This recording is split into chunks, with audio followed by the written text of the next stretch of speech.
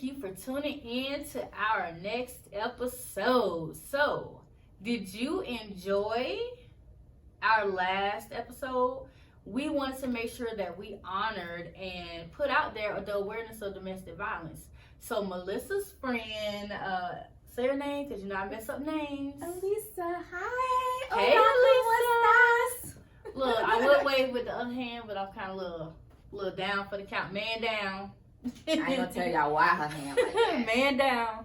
But we definitely thank her for sharing some really deep personal things that happened to her in regards to domestic violence. It's never easy to talk about it. So for her to be able to do that and her first time really sharing it, we definitely appreciate her doing that. So thank you so much. Absolutely. Now, we're not gonna waste no time. Let's talk about these current events because we have a lot going on. So what do you want to talk about first? I'll let you because I already know what you got to talk about. So we're gonna talk about that first, or we're gonna ease our way up into it. Well, we could start with something a little more heavy and then kind of lighten it up with my ratchet stuff that we gonna laugh about. Cause let me tell you, I'm trying to tell you. Yes. Yeah. Okay, so what we gonna start with first? We want to talk about local. Yeah. All right. So if you guys are in Jacksonville, Florida right now, you know that there is a beautiful little 5-year-old that is missing. Taylor Rose Williams. She is missing right now. We don't know where she is. Nobody knows. Everybody is frantically looking. Hundreds of police officers. Correction. The public. Okay, the public does not know. Doesn't know where she is. However, comma. Okay. The parents. Somebody knows. Somebody. Somebody yes, knows. Someone. Absolutely. It's been a lot of conflicting stories, theories. I got my own theories. It's just, at this point, we just want to know where she is. If she's alive, if she's not alive, regardless of either one, we want to know where she is, and somebody has to know something. Her mother is supposedly the last person that saw her. She has not been outside of the police station since they took her there. So we have no idea what's been said, what's been done. All we know is people are looking.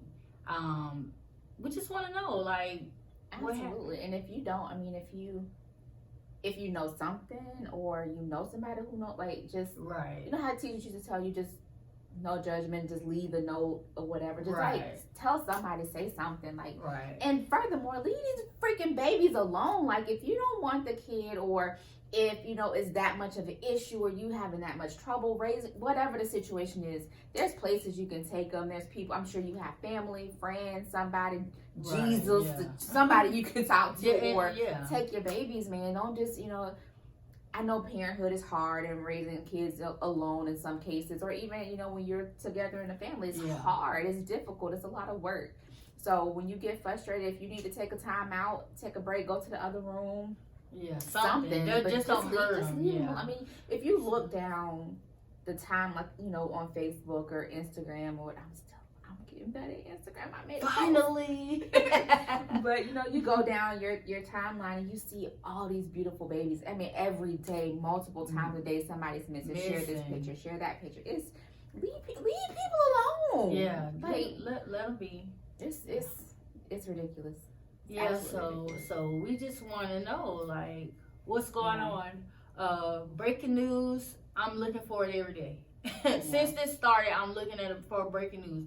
My 5-year-old wanted my phone last night. I was like, girl, I need to watch this face. I need to see Facebook Live. I was trying to see. Yeah, because the news, I feel like the TV is just not fast enough for me. Everything happens faster on social media. Like, that's true. I got not one single Amber Alert. You did? Not even now. I didn't even get. I still haven't got an Amber Alert. I actually got one. Facebook even had their own little kind of Amber Alert that they put when I was scrolling, and it had their for the missing children's website. So, like, that's how everything is being found out by social media. And like I say, I read all these theories, so I don't know, but we're gonna just hope and pray for the best outcome possible. But of course, any event that is what we don't want or what we don't want to expect that could have happened, we're still going to continue to pray for the family and all involved. So what's next? Kanye. So listen. Yay, what they call him? What they call him? I don't know what the fuck, a nut. So we call him a freaking nut. Oh Lord, Kanye, what you done did? So I was listening to the radio this morning, listening to the Breakfast Club. I only listen for gossip, so. See, this is where we get the ratchet gospel from, because I listen to the gospel morning show in the morning. So y'all see, she over there on the ratchet side. I'm over here. Thank you, Lord. Hallelujah. All right, so. Ratchet TV. Kanye West. What's this man? So first of all, let me set this little preference, like not preference. What do you call it? Like disclaimer. Yeah, I love Kanye West. I haven't loved Kanye West since the second album. What was it? The College Dropout, and what was the other one? Something. The one with is it the one? No. College Dropout was the first one? No. I think that was the second. Look, let's look. We're gonna find out. Whatever. But the second album, I have not liked Kanye since this is the last time I liked Kanye West. Second album. Anything after that, y'all can have him, return to sender, whatever. But I haven't liked him since then. So, but no, I was listening, and that's my one little guilty pleasure. Like, I don't watch a whole lot of TV. I rarely ever listen to the radio because it's always the same stuff. So I'm always on Spotify. So I was just listening. I usually listen to the Breakfast Club, and that's probably like when I take my son to school and come back, and that's about it. But in a conversation, they're playing these clips of what he was talking about. And part of it, and not to go like political or anything like that, but one of the things he mentioned was, he has his new gospel album. You listen to it. I refuse to hit play on that foolishness. But he was saying something about home ownership, and it wasn't even the home ownership part. He was saying, how we spend our money frivolously on, foreign cars and foreign chicks, foreign body parts. I don't know whatever. Because if I can get me a foreign body part, I might. Wife for that. Exactly. So that's the issue that I have with this. It's extremely hypocritical, and I get people change their ideas and their views and their stance on a lot of stuff, which is fine. However, I think you should, for me to be receptive to anything that you're talking about, I think that you first have to acknowledge that, okay, yes, I may have done this, and thinking back to it, this is why, hindsight 2020, this is where I was and this is where I am now. It's called growth. We all grow. But to come out, and I felt like it was very condemning of him to say, well, we don't know what we spending our money on, and we're always buying foreign stuff. When you did a whole album talking about, here I get money, cars, and hoes again, or whatever it's called, breathe in, breathe out. Like you were talking about, that's the stuff that you spent your money on. Don't condemn people, but learn, say, okay, you know what? This is what I learned based on my experience, and as part of my growth, this is what I think we should start doing, and not giving thanks and congratulations to Trump for allowing black people to purchase homes. We've been able to purchase homes. I don't know what you're talking about and where you're going, which makes me think that his whole movement is a political gain for whatever he represents, and that's why I have a hard time with taking anything this fool says seriously, because I feel like it's full of baloney. Like, that's my rant on. I mean, I personally I like Kanye West, not necessarily in a music sense, but you know what? Not necessarily. I mean, first of course in the music sense, but then. Not gonna say I agree with everything he says, because I don't think in recent years I haven't really agreed with anything he said. But I guess just because, I can kind of see I see the change, of course, and I can kind of see how he was then. Like Kanye West started out as okay, like you say, and then all of a sudden it was like this whole change. It was like, wait a minute, who is this guy? Right. And then now he's kind of back to who he originally was, but now he's in this whole gospel, I gave my life to Christ thing, which I think that just has a lot to do with him figuring out, stuff that his mama probably was trying to already tell him before she died. And it's just, he done had one of them epiphanies. And he just okay, I see it now. Yeah. But in the midst of all that, he's got himself in so many other things, political wise, with the whole Republican stuff. Just he's been involved in so much stuff. Is now I feel like now he's trying to make everybody happy without hurting somebody's feelings. That's kind of what it seems like. Okay, I still want to make sure the Republicans know I'm on their side, but I still want people to know I'm this changed person. But it's just making it where everybody's like, well, what is he really doing? What is he doing? Yeah, what is he doing? Absolutely. You know, and I feel like, I'm not going to say that he's trying to be a preacher. I know that I watched a lot of the videos and saw how he does his worship service. And it's more of like a praise worship. It's not preaching and all that stuff. It's just basically song. Now, of course, yeah, he done took Genuine So Anxious Oh my God. and made it a whole gospel song. And every time I sang it, I be trying not to say so ancient. I be trying. Meet me at 11:30. Listen, 10. I be about Where you be? I almost be about to slip. So, but you know, it's just one of them things where everybody's gonna always have their opinion about Kanye West, whether it's good or bad. But one thing I can say, and I watched the clip where, you know, he was talking to his wife about, you know, how she's been. Yeah. And I can understand that's how she's made her money. That's what she does. She be half naked, you know. But at the same time, you're a mother. You're a wife. At some point, you have to dress the part. And not saying doing it for the sake of that. Just do it for the sake of being a role model for your girls. Yeah. You don't want your girls growing up saying, oh, I got to be half naked to get attention and money. Yeah. They already got money. Your mom and daddy, your mom and dad already rich, so they got money. They ain't got to do it. But you want to be their role model. You don't want them looking up to somebody else first. You want to be that first step. And at what point is enough?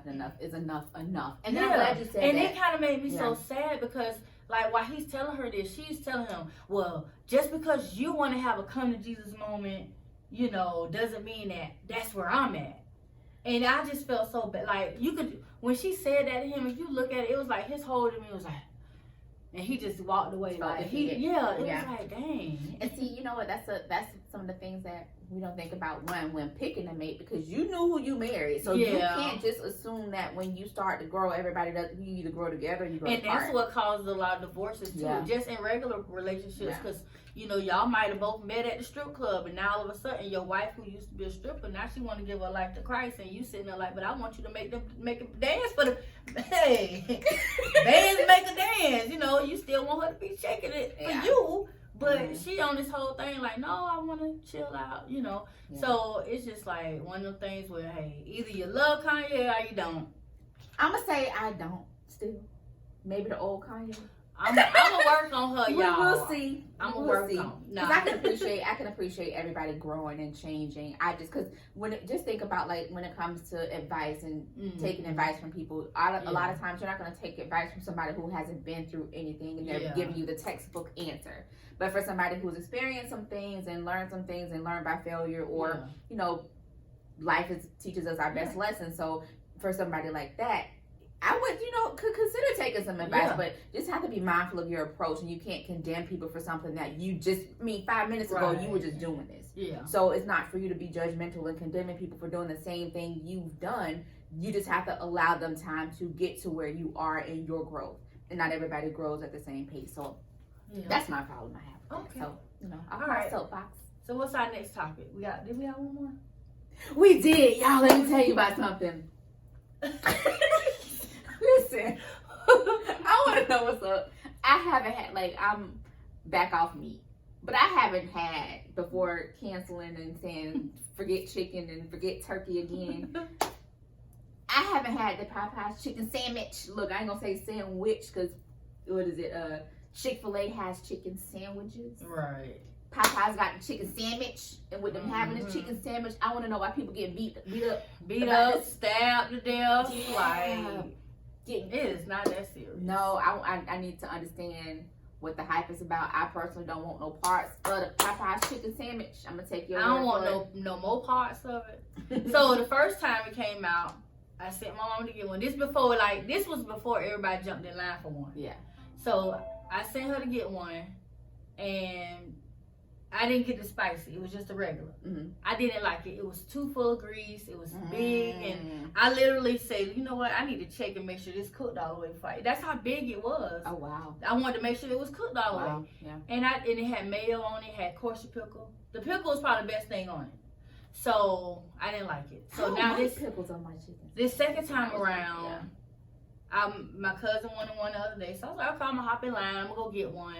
Get me one, him one. So we both got. I got a spicy, Now I will say it was still a regular chicken. The chicken sandwich itself is not what's spicy. They put a spicy mayo sauce on it. Oh. And they put the pickle. Again, the pickle was still probably about the best thing on it. But I mean, I ate the whole sandwich. It was okay. It wasn't. I would rather the chicken itself be spicy, not just the sauce. Yeah. You know, because the sauce kind of made the bread soggy. It was just too much going on. Like, you go to Chick-fil-A, get a spicy chicken club. They don't put the stuff on it. You put it on yourself. So I got all this crispy lettuce. Everything is not sogged up. Yeah, that's true. You know, and then it just so happens I'm scrolling Facebook last night and seeing where somebody had showed where they had a pan of chicken. Oh, I saw that. Sitting on the trash can. I'm like, bruh, So I'm not going to Popeyes no more for nothing. So when y'all see a commercial saying, if you or someone that you love has been diagnosed with mesothelioma, dial 100 Popeyes and call them to say, hey, well, I got this sugar honey iced tea from eating this nasty chicken, this garbage can chicken. Garbage can chicken. That's horrible. Because it was sitting on the trash can. No, so I don't want it no more. And stop stabbing people because they skip a line. Just or running up, like trying to run through the line with your car, like the line coming this way, you trying to come this way. It's bad enough. Most of the Popeyes in the world, you can't even get out the line once you get in it. You stuck. So you gotta live with it. Right. One way in, one way out. I don't do them types of drive-throughs because if something pop off, I need to be able to get at. And I'm when I see them, yeah. No, thank you. I sat in that line. I think I sat in that line close maybe 25, 30 minutes. See, that's a whole lunch break. People don't have that kind of time. See, when you do go to Chick-fil-A. And they open at 10:30, so I got in line about 10:35, and I was done probably right at 11. Oh, my, that's a whole lunch break. Yeah. Chick-fil-A don't do that. Yeah, Chick-fil-A do that. You pull up. What's your name? That military stuff happening. What's your name? Oh, okay. What you want? Oh, you got a reward here. Let me scan it for you. You want to pay right here? Oh, guess what? You can pay the cash right there. Get to the window. They hand your food right there. You spend about 10 minutes. Yeah. And that's one of the lines where you don't mind if it's long, because you know, like, even though it's long, I'm going to get in and get out still. And then if you walk inside, ain't nobody inside because everybody in line. That's true. You walk inside, you in and out. They're like, oh, it's about 5 people at the register. Can we take your order? Stop acting crazy about some Popeyes chicken. It's not that serious. And you know, I'm gonna say this before we go into like what we're gonna the topic of discussion. Support your local, Black-owned businesses. As long as they clean. Because listen, if I ever see you pop up on the restaurant report, I'm not coming. Yeah, that whole part. But I've seen some awesome looking pictures of like these, food, and I've had some really great food. So support some of these, some of our locals. Matter of fact, if you are a local business and you're watching this and you sell an awesome chicken sandwich, post it in the comments. Yeah, so we can bump some Popeyes. Now your line's long. Exactly, because they don't care about all that stuff. We care about the safety of our customers and staff. Bull caca. Go support your local businesses, man. That's all I gotta say. All right, y'all, and let's get into this main topic. I.n.d.e.p.e.n.d.e.n.t. Do you know what that means? She got her own house. She got her own car. Hey, so what's wrong with y'all? So the topic for this week is independent women. Are you too independent? Can we be too independent? Are we? Like, sometimes. Maybe. Yeah, so. Possibly. Sort of, kind of. Yeah. So what we're gonna tell them about this independent thing? Like, what's going on? So, I've read things, I've heard things, I've experienced things, and I know for myself personally, like, I've been taking care of myself for a long time. Like, a long time. I've been taking care of myself, I've been taking care of others. I have a kid, so, or kids. Not too many, but I have, children. And I've always been the one to be the strong one. I've been in relationships where I've had to be the breadwinner of that, in the relationship. And I think we can be to a fault. And I think, in my opinion, that we're raised to be independent. And I think when it comes to and this is something different that we'll talk about probably the next week, is the male side of it. And maybe we might even bring a male in. Who knows? Right. Maybe we'll see. We might. We may. But I think we're raised to be so strong. And when it comes to the men, I don't think they're raised to, their mama's babies. Yeah. You get scratched. Oh, come here, let mommy kiss it. But with the women, I think because we're taught to be strong, and that dates back to slavery based on, just when, they would bring all the people together. They watch the man get beat to break down that family unit. And it's just something that's been going on for a long time. I absolutely believe we can be too independent. Yeah, you can. And I think for me, it's one of those things where, you're, like you say, you're kind of raised to be that way. You're kind of raised to be like, oh yeah, I'm gonna do this, I'm gonna take care of this. Most women are the one that take care of the finances. They make sure everything's paid for. They make sure, even if the husband or the male partner is financially contributing, they still make sure it gets done. Right. They're taking care of the kids, getting them to school, home, like all of that takes place. So then it becomes a thing of when at some point they are alone, and then say years later or however long later they want to have that male companionship, it becomes an issue of, well, I'm so used to doing it. Yeah. I'm so used to doing it. Like, that's kind of with me for like now, I'm been married twice and I've been divorced now a couple of years. So it's like, if I get into a relationship, I'm going to have to say, hey, I'm going to have to get in that mindset of, okay, I got to let him do something manly, And then that's where the whole topic comes in with the whole being submissive thing. And I think that's become like a really head-butting conversation, because I know what Fantasia talked about, being submissive and stuff. And although I didn't watch the whole thing, I do think there has to be submissiveness, if that's a word. So when does the submissiveness, when does that part come into play? Would that come into play in a relationship? Because most relationships kind of dwindle over into marriage.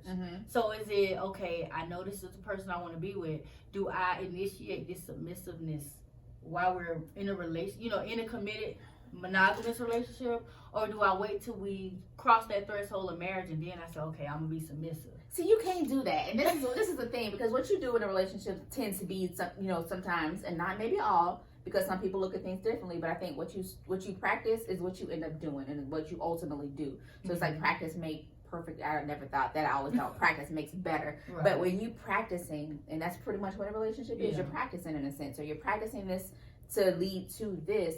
I think now, you want me to do wifely duties and I'm your girlfriend. No, that's not going to happen. However, we can start with, some small stuff like, letting them pick out the restaurant, or letting them, where we're going to do, or letting them make some decisions and still providing input. But then, like, we don't have to jump into everything. We don't have to go off on everything. Right. We don't have to say, just learn how to be like, okay, I'm going to let you deal with it. Prime example. Right. I remember being in a relationship once, and we were getting a car. And I didn't like what the car salesman said. And he was just like, is Melissa's okay? No, it's not. Who the hell you think you're talking to? Because you you don't know who knows who or who knows what, or who, they were talking noise. And just so happened, like you had a desk here and a desk here. Although they weren't talking directly to us, they were talking about us to somebody else. Right. He was no nonsense kind of person, and he was just like very nonchalant about things and non-confrontational. Oh. Me, I wasn't at that level yet. Right. So I heard you having your conversation. I'm like, excuse you. Oh, yeah. Hello. Who are you talking to? Like, right. So being able to say, okay, you know what? You might be right. Let me back off. Something like that. But saying, hey, you gonna wash my clothes and make my dinner and do, who are you talking to? Last I check. Right. So I think you can start in some places, because you can't think that you'll get to that point if they see, okay, well, if this is how you are, I don't want to marry you. Right. So if this is what you're doing now, this is what you're going to do when we're married. And some people don't know necessarily how to separate or think that you are going to be that way. Right. So I think you can practice in a sense to prepare for that if that's something you want to do. But I'm not being no submissive to no boyfriend, not 100% hell to the no. Now, my husband, and I've learned just in life and where I am, like, I'm at the point, like, I've had to, be the one to pay the bills. I know how to, I'm the handyman, so I had to, like, I've done everything. Like, I think you can still have a sense of, I'm okay by myself. Like, I don't necessarily need you. Right. I want you here, but I don't need you. But we don't have to constantly say, like, I don't need you. I got a toy. I mean, because granted, you can literally do everything by yourself. I mean, you got toys. You can go get artificially inseminated if you want to get pregnant. Right. So you don't even need a penis to get pregnant. Ain't that something? All right. You just go, hey, I need sample but number 215 to get pregnant. You're right. To get a baby. Yeah. So, I think it's been designed in our culture to wipe out the male figure. I mean, you think about when it comes to, I've never personally had any like section need or any of that stuff, but from what I understand and what I've heard about it is that you can't have necessarily a male or but they doing it anyway. You sneak them in there, but I mean, just think so. We'll give you these benefits, but you can't have but you can't have your boyfriend or your partner, or your whoever the case is. You can't have that person there. So it's been designed and set up that way, and I think that's been something that continues to trickle down, and we're still feeling the effects of all those. Well, you can't have a man in the house, and it's kind of like a generational curse, basically. Absolutely, yeah. And it's the thing about breaking it, because like I know for me, as long as I've been not in a relationship or single, it's like, do I even really want a man at this point? Like, I'm so comfortable, you get comfortable with, just be me and the kids, my routine. It's like if you add a man into the equation, it's like, okay, now I got to cater. Not necessarily cater, but you got to give some time to this person. I gotta think about your feelings. Like I ain't even cuddled in so long. Like, do I even want to be cuddled? Like, it's like it makes you think of the awkwardness for me. Yeah. Because I'm like, I don't want to be awkward with somebody who I might really like, but I'm just I'm not used to it. Yeah. Because I've been on this whole independent kick of just doing it on my own, like paying my own bills, and I know how to change brakes. Yeah. Alternator, back. I can do all that. I can do all that. I can change my tire. Yeah, I can change my tire. I can change my oil. Yeah, I changed it, and I put together, like, I got a bed I put together, my daughter's desk I put together. Yeah, so look, we handy. So what? I had to change the dryer plug, so I was able to do that. Like, I had to do that. But I know for me personally, like, I've never been married. Marriage scares me. I want to get married, and whoever marries me, somebody got to die in the situation, because I'm not getting a divorce. I'm just saying, which is part of the reason why. I mean, literally. Okay, so I've been engaged, but it's just like, if I don't see, what I need to see, then I'm not going to go through it, because I'm not going through the process of divorce. It's just that simple. But I'm at a point where, I just think that I don't want to do everything anymore. Like, I don't want to have to worry about, let me go make sure my car got an oil change. I want to just be able to drive my car. I want him to say, look, babe, I done did it. You got your oil change, you got a full tank gas. Yeah, really? Thank you. Then when it comes to, just life, or, being, I don't want to be the head of the household anymore. I am tired. Look, I want my filing status to be married. Right. Joint marriage. He could be the head of the household. Like, I don't want that responsibility anymore. And I think, I still can maintain my sense of independence, but still allow that person to, handle. But you can't let everybody do that. And that's been my thing. Like, I have to feel like you're in a position to take on that role. And if I don't feel that you are, then I'm not going to respect you as such, and then I'm going to still feel like I have to do that, and I don't want to do that anymore. Right. Like, I want to step back and allow you to be the man, but in the back, trust and believe. In the background, okay, when I see you making a dumb decision, we gonna talk about it, but understand, honey, future honey, I got a plan A, B, to your A plan, I already got a B, C, D, and E. Right after, like, okay, so he thinking about this, and this is what you want to do. I'm gonna support what you're gonna do, but I'm also gonna have that backup to the backup. Right. So when this may not work, understand, I got you. And I think that's, having a proper balance, and it makes more sense. Yeah. Because, I mean, now, I'm trying to debate, do I even want to be married a third time? Like, you ain't been married none. Like, well, the first one was by default. Let's break it down. And it did default, if I had been in a state where I could have got an annulment, then I could have. But Florida doesn't recognize annulment, so had to get a divorce. He lucky he got a divorce. He lucky he went 6 feet under. Yeah. I'm just saying. Cause the second time, you know, he didn't want a divorce, but I was like, no, because the situation turned to become domestic violence, stuff like that. Whole lot of cheating going on his part. Just so much went on. I was like, nah, I'm not finna keep doing this. So now it's like, I've been through this type of marriage, that type of marriage. Like, do I even want to try a third time? Like, is that third time gonna be the charm, or you know? Because it was just practice, so they don't count.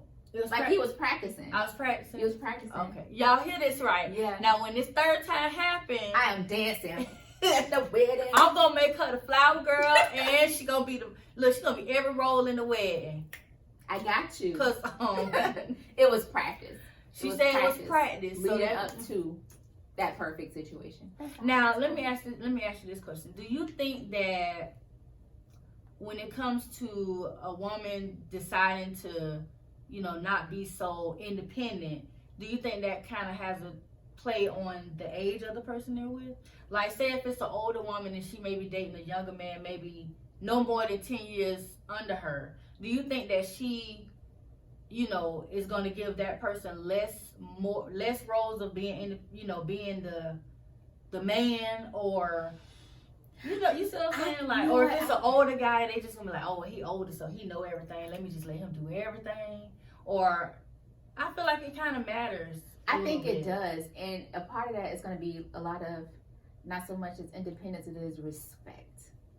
So, like, from a, let's just call it, and I hope nobody gets offended, but you know, people be sensitive these days, so I don't know. But I think that could be some like mommy daddy issues, in a sense. Like, I don't know if anybody watched, like, what's the movie? Not the movie, but the show Real Housewives of Potomac. Oh. And Ashley chick dates like a guy who could be probably her granddaddy. But part of the reason why she said she dated him was because, you know, she had daddy issues. My oldest, so he's daddy.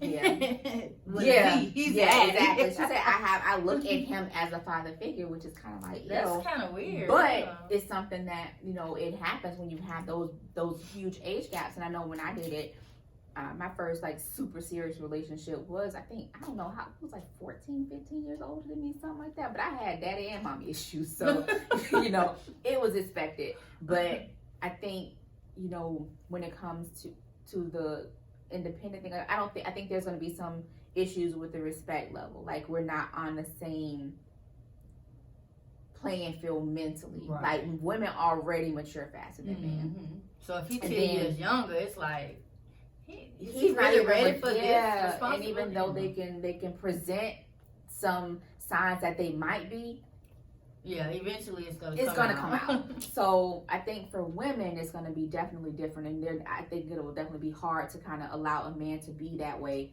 when they're already 10 years younger, and then you factor in the mental state. That's gonna add an extra 5 years to that maturity level. For women it's different. For the older male, I think they just maybe sometimes think they're supposed to take on the role as the older male figure. I need to mold you into this person that you're supposed to be. And I'm not trying to be no builder wife. Like, you could tell me like some things that you like, and we can learn together and learn each other together and grow together, but I don't need no daddy. Especially if it's an older man and he was a mama's boy. Oh my God, let's not even talk. Then he probably want you to be like how his mama was. My mama didn't cook that way. Well, then tell your mama to rise up and come cook. You know what? We gonna talk. Let me tell y'all something. We gonna make that a whole another talking point, like a whole entire conversational piece about mama's baby. Mama's little baby. Man, that's a whole. Because listen, mama boy stories. Oh my God, I think this gives us a perfect segue into our next conversational piece, and we're gonna talk about these. Because we're gonna talk about the men's side of this too. Absolutely. And we're gonna add that in it. Let's try and see if. Matter of fact, if you are a male, right, a willing participant, you may not necessarily classify yourself as a mama's boy, but if you close to you mama,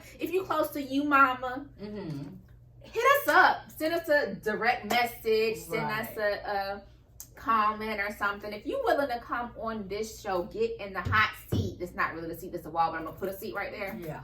We're going to put a chair here. We're going to put one here. Right here. So if you're willing to come on camera and discuss your mama's baby's not personality, but your mama's baby's tendencies or whatever, let's have a chat, right? So that way we're not getting it from just the woman's point of view. Right. We want to find out. Hear about your mama's baby. And, this makes me reevaluate some things with my son. Because most men don't know their mama's baby. No. That's the bad part. They just close to the mama. You just close to you mama. You mama. That's what it is. You close to you mama. You close to you mama. If you have, let's rephrase.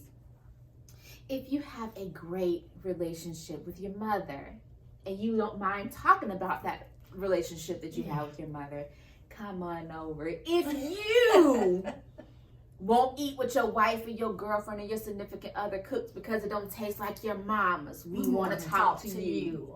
What's another one? If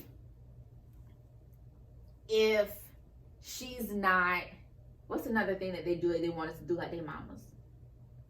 Providing for you. Yes. Dress. I'm not dressing like your mama. No, I'm not.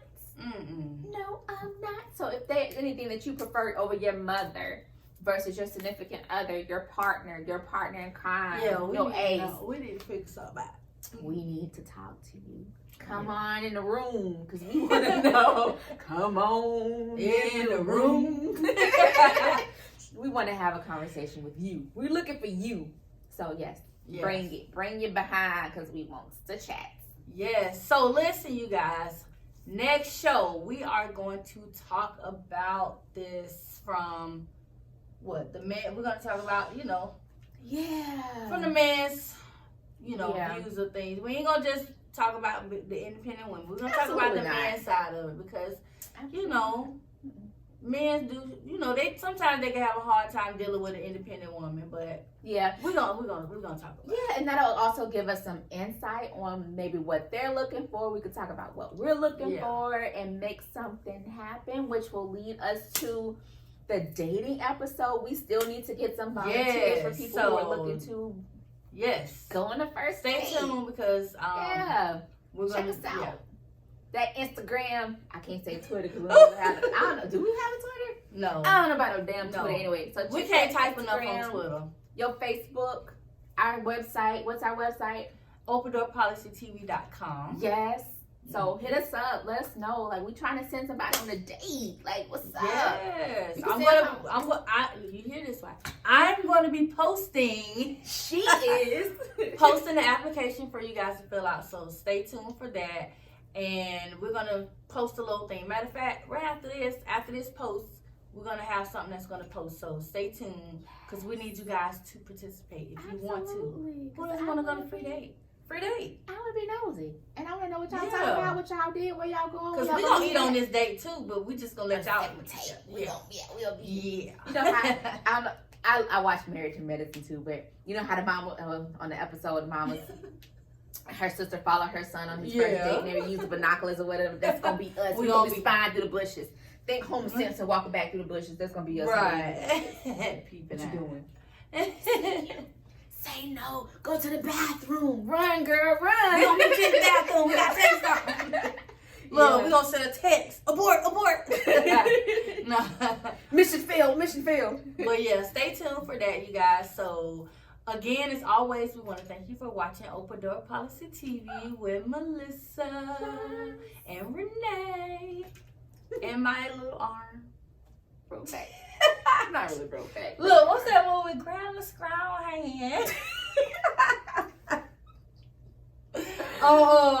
What was it? Scary Movie? Remember with Marlon Williams? Oh, yeah. And he got like little fingers. He was like, Grandma Scrowl hand. See, this is what happened when you have Twitter fingers, right there.